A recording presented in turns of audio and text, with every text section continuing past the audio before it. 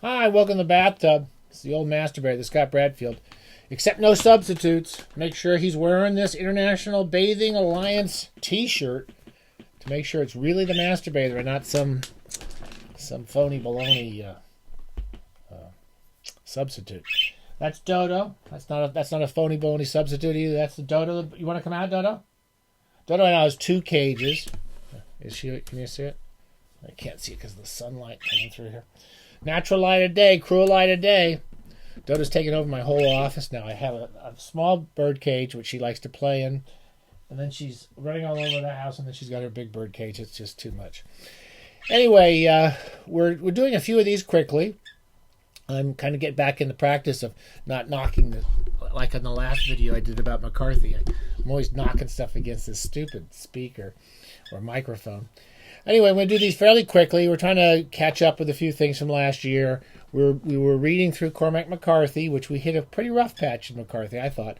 And I hit an even rougher patch in Don DeLillo. Anyway, we're going to talk very briefly today about Libra. Let me try to get some data for you here. And you know where we get the data, don't we? We look it up while we're talking to you. This was published in 88. Originally 88. And Mao II came out in 91, just before, and I think after that he did Underworld. Anyway, I was reading through all of these, and I have to, as I've said in almost every episode, I always loved the beginnings of a DeLillo novel, and I get really quickly tired of them about halfway through.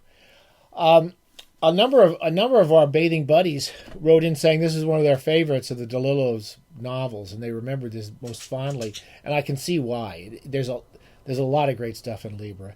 For those who don't know it, this is about it's a novel-esque story about Oswald, Lee Harvey Oswald, the man who shot Kennedy, and about the conspiracies behind it, and in the course of writing the book, DeLillo researched many of the same things in the same books, like Gerald Posner wrote a fairly well-regarded book about what really happened. And the same similar, not a dissimilar story from the Oliver Stone movie, JFK, as far as what the conspiracy was. His vision of it is like in many of his books that there's a kind of the CIA, the government-sanctioned spy organization creates its own information. They create an organization who is a freelancers who works for the CIA, and they kind of go off, and it's like a lot of Ross Thomas novels, it's a lot of DeLillo novels, and that this freelance intelligence organization goes off and becomes a kind of rogue organization, and they don't know who's really actually manipulating this murder of Kennedy. Donna, would you leave me alone, please? Or go somewhere?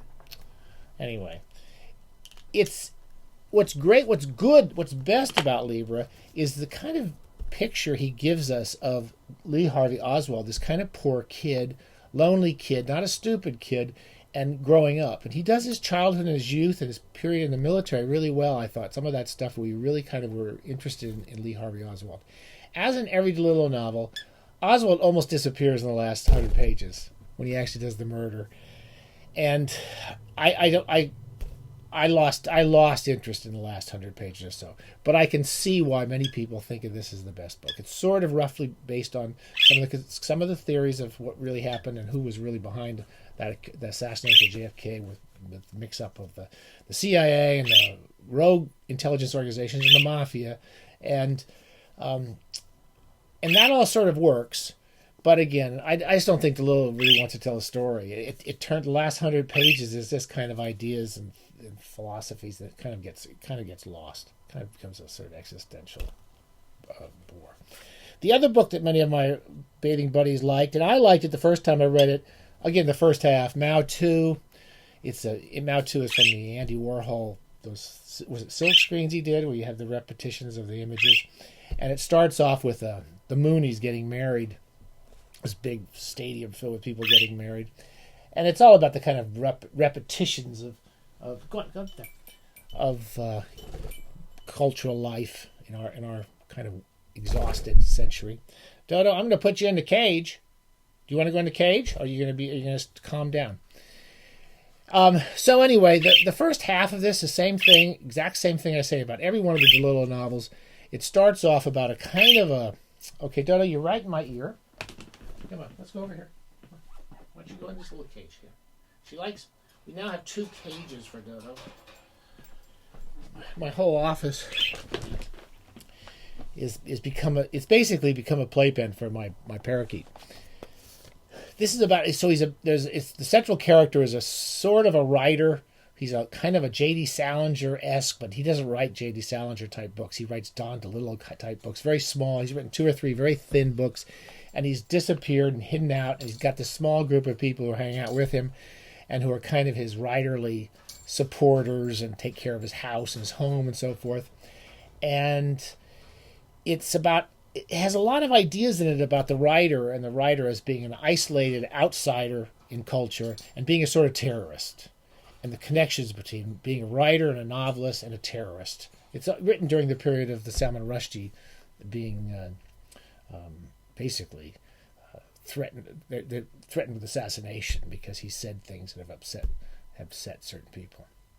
So it's the idea that the writer can be this dangerous to culture. First half of the book, quite interesting. The relationships are all really good. And then it just kind of wanders. The writer goes to New York, and he wants to go sort of help get some hostages freed in probably Lebanon. I can't remember now where it is. And it just kind of wanders. It just goes wandering off, and I won't say much more that happens afterwards. But the second half of the book lost me. One of the things I did notice about DeLillo is he writes really beautifully about New York. Whenever he gets into New York, he writes really beautifully, and really affectionate for the bars and the places that people hang out in New York, and all over the city, and all the way out into the environs of New York. He's a really good writer, and he loves the city. I felt when I got through these 2 books, I started Underworld, and I thought, I'm not going to read through DeLillo anymore. I feel, honestly, he writes beautifully. You can't pick a bad page out of DeLillo. Every single page is beautifully written, but there's no story. They just get lost. I'm going to read a small passage from Mao II. It's sort of the greatest thing we've talked about. I've said this over and over again. That's why I'm going to stop doing this. He writes beautiful sentences and paragraphs. And he writes his writer in this talks a little bit about writing sentences, and this is what he says. Every sentence has a truth waiting at the end of it, and the writer learns how to know it when he finally gets there. On one level, this truth is the swing of the sentence, the beat and poise, but down deeper, it's the integrity of the writer as he matches with the language. I've always seen myself in sentences.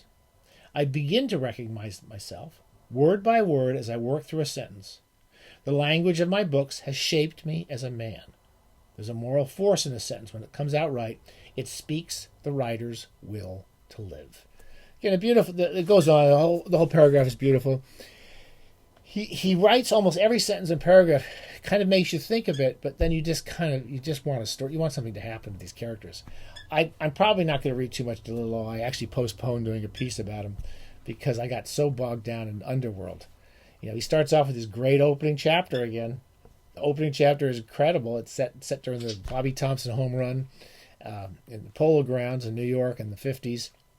And with all the famous, there's Frank Sinatra's in the stands. First opening 50 pages is just brilliant. And then the story completely goes somewhere else. The book actually goes backwards. I'll be honest with you. When I read DeLillo, I just think he just doesn't care. He doesn't really care if it's a good story or not. So that may be why I don't like him, but you may love him. And if you enjoy him in the bathtub, that's great. But I may be reading less and less DeLillo over the future. Okay, stay safe.